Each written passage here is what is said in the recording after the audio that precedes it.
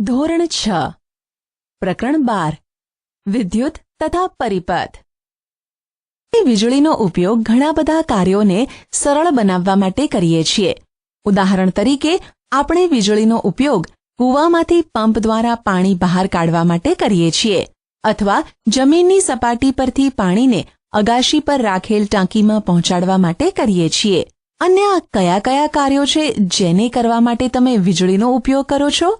તેમાંથી કેટલાકની યાદી કરી તમારી નોંધપોથીમાં લખો। શું તમારી યાદીમાં પ્રકાશ માટે વીજળીનો ઉપયોગ શામેલ છે? સૂરજ આથમ્યા પછી પણ આપણા ઘરો, રસ્તાઓ, ઓફિસો તથા કારખાનાઓને વીજળી પ્રકાશિત કરે છે। આ રાત્રે સતત કામ કરવામાં આપણને સહાય કરે છે। વીજળી આપણને વીજ મથકમાંથી પ્રાપ્ત થાય છે। તેમ છતાં પણ વીજળીનો પુરવઠો ઠપ થઈ શકે છે અથવા કોઈ સ્થાનો પર ઉપલબ્ધ નથી થઈ શકતી। એવી સ્થિતિમાં આપણે પ્રકાશ માટે ટોર્ચનો ઉપયોગ કરીએ છીએ। ટોર્ચમાં એક બલ્બ હોય છે। જ્યારે તેની સ્વિચ ઓન કરીએ છીએ ત્યારે તે પ્રકાશ આપે છે। ટોર્ચને વીજળી ક્યાંથી મળે છે? વિદ્યુત કોષ ઇલેક્ટ્રિક સેલ। ટોર્ચના બલ્બને વીજળી વિદ્યુત કોષ દ્વારા પ્રાપ્ત થાય છે। વિદ્યુત કોષનો ઉપયોગ વિદ્યુત સ્ત્રોતના રૂપે અલાર્મ ઘડિયાળ, રેડિયો, કેમેરા તથા અન્ય ઉપકરણોમાં કરવામાં આવે છે। શું તમે વિદ્યુત કોષને ધ્યાનપૂર્વક જોયો છે? તમે એ જોયું હશે કે તેની એક બાજુ ધાતુની કેપ તથા બીજી બાજુ ધાતુની ડિસ્ક હોય છે। શું તમે વિદ્યુત કોષ ઉપર એક ધન ચિહ્ન તથા એક ઋણ ચિહ્ન જોયું છે? વિદ્યુત કોષમાં ધાતુની કેપ ધન ધ્રુવ તથા ધાતુની તકતી ઋણ ધ્રુવ કહેવાય છે। બધા જ વિદ્યુત કોષમાં બે ધ્રુવ હોય છે, જેમાં એક ધન છે તે અને બીજો ઋણ ધ્રુવ હોય છે। વિદ્યુત કોષમાં સંગ્રહિત રાસાયણિક પદાર્થમાં વિદ્યુત કોષ વીજળી ઉત્પન્ન કરે છે। જ્યારે વિદ્યુત કોષમાં રહેલ રાસાયણિક પદાર્થ વપરાઈ જાય છે ત્યારે વિદ્યુત કોષ વિદ્યુત ઉત્પન્ન કરવાનું બંધ કરી દે છે। ત્યારે તે વિદ્યુત કોષને એક નવા વિદ્યુત કોષથી બદલવો પડે છે। તમે વિદ્યુત થાંભલા, વિદ્યુત મથકો તથા અન્ય સ્થાનો પર ભયસૂચક ચિહ્ન જોયા હશે। આ દર્શાવે છે કે વીજળીનો ઉપયોગ સાવચેતીથી ન કરવામાં આવે તો તે અત્યંત ભયજનક પુરવાર થાય છે। જો વીજળી તથા વીજળીથી ચાલતા ઉપકરણોને સાવધાનીપૂર્વક ઉપયોગ ન કરવામાં આવે તો ગંભીર ઈજા અથવા મૃત્યુ પણ થઈ શકે છે। આથી તમારે વીજળીના તાર અથવા સોકેટનો ક્યારેય પ્રયોગ કરવો જોઈએ નહીં। યાદ રાખો કે પોર્ટેબલ જનરેટર દ્વારા ઉત્પન્ન કરવામાં આવતી વીજળી પણ આટલી જ ભયજનક હોય છે। વિદ્યુત સંબંધિત બધી પ્રવૃત્તિઓને કરવા માટે સાધારણ રીતે વિદ્યુત કોષનો ઉપયોગ જ કરવો જોઈએ। ટોર્ચના બલ્બમાં કાચની બહારની સપાટી ધાતુની સપાટી સાથે ચોંટાડેલ હોય છે। બલ્બના કાચના આવરણની અંદર શું હોય છે? પ્રવૃત્તિ 1, એક ટોર્ચ લો તથા તેની અંદર રહેલ બલ્બને જુઓ। તમે તમારા શિક્ષકની મદદથી આ બલ્બને બહાર પણ કાઢી શકો છો। તમારા ધ્યાનમાં શું આવ્યું? શું તમે કાચના બલ્બની મધ્યમાં એક પાતળો તાર જોઈ શકો છો? હવે ટોર્ચની સ્વિચ ઓન કરો અને જુઓ કે બલ્બનો કયો ભાગ પ્રકાશિત થાય છે। પ્રકાશ ઉત્પન્ન કરતા બલ્બના પાતળા તારને ફિલામેન્ટ કહે છે। આ ફિલામેન્ટ બે મોટા તારની વચ્ચે જોડાયેલો હોય છે, જેમ કે આકૃતિ 12.2 માં દર્શાવેલ છે। આ મોટા તાર ફિલામેન્ટને આધાર પૂરો પાડે છે। આ મોટા તારોમાંથી એક મોટો તાર બલ્બની સપાટી પર ધાતુના ઢાંચા સાથે જોડાયેલ હોય છે। આકૃતિ 12.2b। બીજો મોટો તાર આધાર કેન્દ્ર પર ધાતુની અણી પર જોડાયેલ હોય છે। બલ્બના આધાર પર ધાતુનો ઢાંચો તથા ધાતુની અણી એ બલ્બના બે ટર્મિનલ એટલે કે ધ્રુવ છે। આ બંને ટર્મિનલ એવા પ્રકારે રાખવામાં આવે છે કે તે એકબીજાને અડકી ન શકે। ઘરમાં ઉપયોગમાં લેવામાં આવતા વિદ્યુત બલ્બની પણ આવી જ સંરચના હોય છે।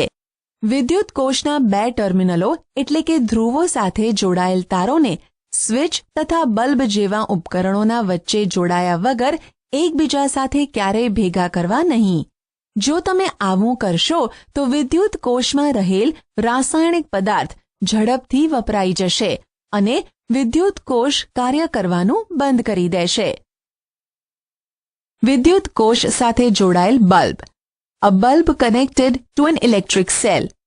ચાલો વિદ્યુત કોષનો ઉપયોગ કરીને એક બલ્બને પ્રકાશિત કરવાનો પ્રયત્ન કરીએ. આવું આપણે કેવી રીતે કરીશું? પ્રવૃત્તિ 2. વિવિધ રંગનું પ્લાસ્ટિકનું આવરણ ચઢાવેલા વિદ્યુત તારના 4 ટુકડા લો. તારના ટુકડાને બંને છેડાથી પ્લાસ્ટિકનું આવરણ થોડું કાઢી નાખો. આવી રીતે બંને છેડે ધાતુનો તાર ખુલ્લો થઈ જશે. 2 તારના અનઆવૃત થયેલ ભાગને વિદ્યુત કોષ તથા બીજા છેડાઓને બલ્બ સાથે આકૃતિ 12.3 તથા 12.4 માં દર્શાવ્યા મુજબ જોડો. બલ્બ સાથે વાયરને જોડવા માટે તમે ઇલેક્ટ્રિશિયન દ્વારા વાપરવામાં આવે છે તે ટેપનો ઉપયોગ કરી શકો છો. વિદ્યુત કોષને તાર સાથે જોડવા માટે રબર બેન્ડ અથવા ટેપનો ઉપયોગ કરી શકો છો. હવે બલ્બ તથા વિદ્યુત કોષને અલગ અલગ 6 રીતે જોડો, જેમ કે આકૃતિ 12.5 A થી 12.5 F માં બતાવવામાં આવ્યું છે. પ્રત્યેક સ્થિતિ તપાસો કે બલ્બ પ્રકાશિત થાય છે કે નહીં. પ્રત્યેક સ્થિતિ માટે હા અથવા ના લખો. હવે તે સ્થિતિઓને ધ્યાનપૂર્વક જુઓ જેમાં બલ્બ પ્રકાશિત થાય છે. આ સ્થિતિઓની સરખામણી બીજી ગોઠવણી એટલે કે સ્થિતિ સાથે કરો જેમાં બલ્બ પ્રકાશિત થતો નથી. શું તમે આનો ભેદ જણાવી શકો છો? આકૃતિ 12.5 A માં વિદ્યુત કોષના એક ટર્મિનલ એટલે કે ધ્રુવથી શરૂ કરીને તમારી પેન્સિલની અણીને વાયર પર ફેરવીને બલ્બ સુધી લાવો. હવે બલ્બના બીજા ટર્મિનલ એટલે કે ધ્રુવથી શરૂ કરીને વિદ્યુત કોષ સાથે જોડેલ બીજા વાયરના ભાગ પર પેન્સિલની અણીને લાવો. આ કાર્યને આકૃતિ 12.5ની અન્ય ગોઠવણ માટે પુનરાવર્તિત કરો. શું એ અવસ્થાઓમાં બલ્બ પ્રકાશિત થાય છે જેમાં સેલના એક ટર્મિનલ એટલે કે ધ્રુવથી વાયરના બીજા ટર્મિનલ એટલે કે ધ્રુવ સુધી પહોંચવા માટે પેન્સિલને ઉપર ઉઠાવવી પડે છે? વિદ્યુત પરિપથ, એન ઇલેક્ટ્રિક સર્કિટ. પ્રવૃત્તિ 2 માં તમે વિદ્યુત કોષના એક ટર્મિનલને તાર દ્વારા બલ્બથી લઈને વિદ્યુત કોષના બીજા ટર્મિનલ સાથે જોડ્યો. ધ્યાન આપો કે આકૃતિ 12.5 A તથા આકૃતિ 12.5 F ની સ્થિતિઓ એટલે કે ગોઠવણીઓમાં વિદ્યુત કોષના 2 ટર્મિનલ બલ્બના 2 ટર્મિનલો સાથે જોડાયેલ છે. આ પ્રકારની ગોઠવણી વિદ્યુત પરિપથનું એક ઉદાહરણ છે. વિદ્યુત પરિપથ એ વિદ્યુત કોષના 2 ટર્મિનલો વચ્ચે વિદ્યુત પ્રવાહના સંપૂર્ણ પથને દર્શાવે છે. બલ્બ માત્ર ત્યારે જ પ્રકાશિત થાય છે જ્યારે પરિપથમાં વિદ્યુત પ્રવાહ પસાર થાય છે. કોઈ પણ વિદ્યુત પરિપથમાં આકૃતિ 12.6 માં દર્શાવ્યા અનુસાર વિદ્યુત પ્રવાહની દિશા વિદ્યુત કોષના પ્લસ ટર્મિનલથી માઇનસ ટર્મિનલ તરફ હોય છે. જ્યારે બલ્બના ટર્મિનલો તાર વડે વિદ્યુત કોષના ટર્મિનલો સાથે જોડવામાં આવે છે તો બલ્બના ફિલામેન્ટથી લઈને વિદ્યુત પ્રવાહ પસાર થાય છે. આ બલ્બને પ્રકાશિત કરે છે. ક્યારેક વિદ્યુત બલ્બ વિદ્યુત કોષથી જોડાયેલો હોવા છતાં પ્રકાશિત થતો નથી. એવો બલ્બના ફ્યુઝડ થવાથી એટલે કે ઉડી જવાથી હોઈ શકે છે. ફ્યુઝડ બલ્બને ધ્યાનપૂર્વક જુઓ. શું તેની અંદર ફિલામેન્ટ અખંડિત છે? વિદ્યુત બલ્બ ઘણા કારણોથી ફ્યુઝડ થઈ શકે છે. તેમાંથી એક કારણ છે ફિલામેન્ટનું તૂટી જવું. બલ્બનો ફિલામેન્ટ તૂટી જવાથી વિદ્યુત કોષના ટર્મિનલો એટલે કે ધ્રુવો વચ્ચે વિદ્યુત પ્રવાહ કરંટનો પરિપથ તૂટી જાય છે, જેનાથી ફ્યુઝડ થયેલા બલ્બના ફિલામેન્ટમાંથી વિદ્યુત પ્રવાહ પસાર થઈ શકતો નથી. આથી તે પ્રકાશિત થતો નથી. શું હવે તમે એ જણાવી શકો છો કે આકૃતિ 12.5 B, C, D તથા E માં તમારો પ્રયત્ન કરવા છતાં પણ બલ્બ પ્રકાશિત કેમ ના થયા? હવે આપણે જાણીએ છીએ કે વિદ્યુત કોષનો ઉપયોગ કરીને બલ્બને પ્રકાશિત કેવી રીતે કરી શકાય છે. શું તમે તમારા માટે એક ટોર્ચ બનાવવાનું પસંદ કરશો? પ્રવૃત્તિ 3. એક ટોર્ચ માટેનો બલ્બ તથા તારનો ટુકડો લો. પહેલાની જેમ તારના બંને છેડાથી પ્લાસ્ટિકને દૂર કરો. આકૃતિ 12.7માં દર્શાવ્યા અનુસાર વાયરના એક છેડાને બલ્બના ધાતુના ઢાંચાની ચારેય બાજુ લપેટો તથા બીજા છેડાને રબર બેન્ડની મદદથી વિદ્યુત કોષના ઋણ ટર્મિનલ સાથે જોડો. હવે બલ્બના આધારની અણી અર્થાત તેના બીજા ટર્મિનલને વિદ્યુત કોષના ધન ટર્મિનલ પર રાખો. શું બલ્બ પ્રકાશિત થયો? હવે બલ્બને વિદ્યુત કોષના ટર્મિનલથી હટાવો. શું બલ્બ હજુ પણ પ્રકાશિત છે? શું આ તમે તમારી ટોર્ચને ઓન થતા ઓફ કરો તેના જેવું નથી? પહેલી પાસે બલ્બ તથા વિદ્યુત કોષને જોડવા માટેની બીજી વ્યવસ્થા છે. શું આવી વ્યવસ્થા દ્વારા બલ્બ પ્રકાશિત થશે? વિદ્યુત સ્વિચ. ઘરમાં તૈયાર કરવામાં આવેલી ટોર્ચને ઓન અથવા ઓફ કરવામાં વિદ્યુત બલ્બને વિદ્યુત કોષની ટોર્ચ સાથે સ્પર્શ કરાવીએ અથવા હટાવીએ છીએ. આ એક સાધારણ વિદ્યુત સ્વિચ હતી. તેનો ઉપયોગ કરવો સુવિધાજનક નથી. આપણે આપણા પરિપથના ઉપયોગ માટે સરળ તેમજ સુવિધાજનક સ્વિચ બનાવી શકીએ છીએ.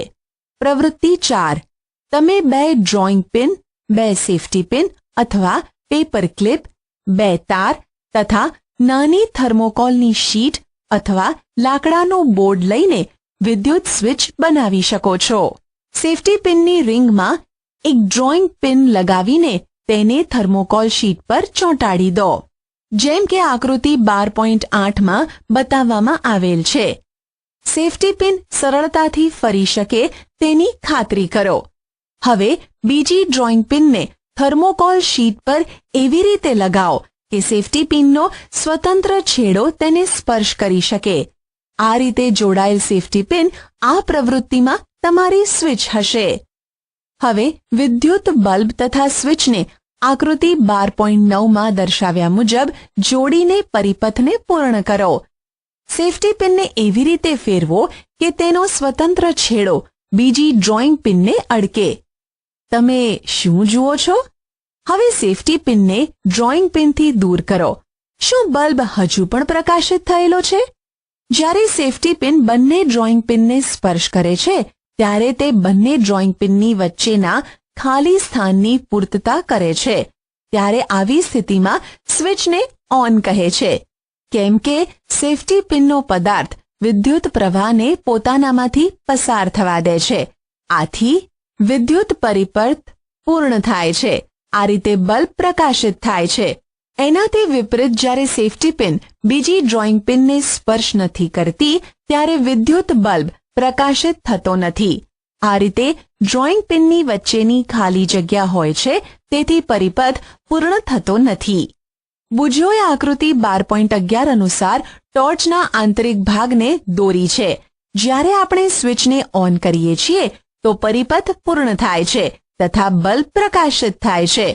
શું તમે આકૃતિમાં લાલ રેખા દોરીને પૂર્ણ પરિપથને અંકિત કરી શકો છો? આ સ્થિતિમાં સ્વિચ ઓફ કહેવાય છે. આકૃતિ 12.9માં દર્શાવવામાં આવેલ છે. સ્વિચ એક સરળ વસ્તુ છે જે પરિપથને જોડી અથવા તોડી શકે છે. ઘરમાં સ્વિચનો ઉપયોગ બલ્બને પ્રકાશિત કરવા તથા અન્ય ઉપકરણો ચલાવવા માટે કરવામાં આવે છે. ઘરમાં ઉપયોગમાં લેવાતા સ્વિચ આ સિદ્ધાંત પર જ કામ કરે છે, જો કે તેની ડિઝાઇન જટિલ હોય છે. વિદ્યુત વાહક, સુવાહક તથા અવાહક, ઇલેક્ટ્રિક કંડક્ટર્સ એન્ડ ઇન્સ્યુલેટર્સ. આપણે આપણી બધી પ્રવૃત્તિઓમાં પરિપથને પૂર્ણ કરવા માટે આપણે ધાતુના તારની જગ્યાએ સૂતરનો તાંતણો વાપરીએ તો શું તમે વિચારો છો કે આ સ્થિતિમાં બલ્બ પ્રકાશિત થશે? વિદ્યુત પરિપથમાં કયો પદાર્થ વપરાય છે કે જે વિદ્યુત પ્રવાહને પોતાનામાંથી પસાર થવા દે છે? ચાલો તપાસ કરીએ. પ્રવૃત્તિ 5. પ્રવૃત્તિ 4માં ઉપયોગમાં લીધેલ સ્વિચને પરિપથથી અલગ કરો. એવું કરવાથી તમને આકૃતિ 12.12 a માં દર્શાવ્યા મુજબ બે સ્વતંત્ર વાયરના છેડા પ્રાપ્ત થશે. આ બંને વાયરના બંને છેડાઓને એકબીજાથી નજીક લાવો કે જેથી તે એકબીજાને સ્પર્શ કરે. શું બલ્બ પ્રકાશિત થાય છે? હવે તમે આ સ્થિતિને પદાર્થોના પરીક્ષણ માટે પ્રયોગમાં ઉપયોગ કરી શકો છો કે આ વિદ્યુત પ્રવાહને પસાર થવા દે છે કે નહીં. તપાસ કરવા માટે વિભિન્ન પ્રકારના પદાર્થો જેવા કે ધાતુના સિક્કા, લાકડાનો બુચ, રબર, ચાવી, પેન, પ્લાસ્ટિકની ફૂટપટ્ટી, લાકડાનો ટુકડો, એલ્યુમિનિયમની પટ્ટી, મીણબત્તી, સિલાઈ મશીનની સોય, થર્મોકોલ, કાગળ તથા પેન્સિલની અણી વગેરે એકત્રિત કરો. એક પછી એક વાહક પરીક્ષક એટલે કે ટેસ્ટરના તારના સ્વતંત્ર છેડાને તમે એકઠા કરેલા પ્રત્યેક નમૂનાઓના બે છેડાઓ સાથે જોડો. જ્યારે તમે આ કરતા હોવ ત્યારે ધ્યાન રાખો કે બંને તાર એકબીજા સાથે સ્પર્શ ન કરે. શું પ્રત્યેક કિસ્સામાં બલ્બ પ્રકાશિત થાય છે? તમે શું જુઓ છો? પરીક્ષણ માટે ઉપયોગમાં લેવાયેલ કેટલાક પદાર્થો દ્વારા વાયરના સ્વતંત્ર છેડા જોડવાથી બલ્બ પ્રકાશિત થતો નથી. એનો અર્થ એ છે કે આ પદાર્થ વિદ્યુત પ્રવાહને પોતાની અંદરથી પસાર થવા દેતા નથી. તેનાથી વિપરીત બલ્બના પ્રકાશિત થવાથી તે માલુમ પડે છે કે કેટલાક પદાર્થ પોતાની અંદરથી વિદ્યુત પ્રવાહને પસાર થવા દે છે. જે પદાર્થ તેમનામાંથી વિદ્યુત પ્રવાહને પસાર થવા દે છે તે વિદ્યુત સુવાહક એટલે કે કંડક્ટર્સ છે. વિદ્યુત અવાહક એટલે કે ઇન્સ્યુલેટર્સ પોતાની અંદરથી વિદ્યુત પ્રવાહને પસાર થવા દેતો નથી. તમે શું તારણ કાઢ્યું? કયા પદાર્થો વિદ્યુત સુવાહક છે તથા કયા પદાર્થો વિદ્યુત અવાહક છે? પ્રકરણ 4માં એ પદાર્થોને યાદ કરો જે ચળકતા હતા. શું તે વિદ્યુત સુવાહક છે? હવે તમે સરળતાથી સમજી શકો છો કે તારને બનાવવા માટે તાંબુ, એલ્યુમિનિયમ તથા અન્ય ધાતુઓ કેમ ઉપયોગમાં લેવાય છે. વિદ્યુત સુવાહકો તથા વિદ્યુત અવાહકો આપણા માટે સમાન રીતે મહત્વના છે.